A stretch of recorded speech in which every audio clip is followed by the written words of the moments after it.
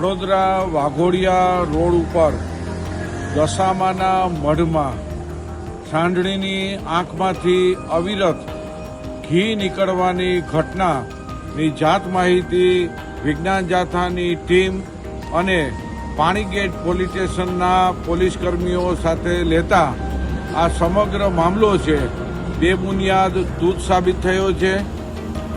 ભોઈ અને તેનો પુત્ર બંને અને પરિવારનો ષડયંત્ર બહાર આવ્યું છે.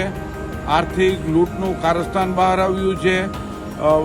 જે પ્રકારે ભોઈ છેલ્લા 35 વર્ષથી ધતિંગ લીલા ચલાવતા હતા તે વિજ્ઞાન જાથાએ બંધ કરાવી છે.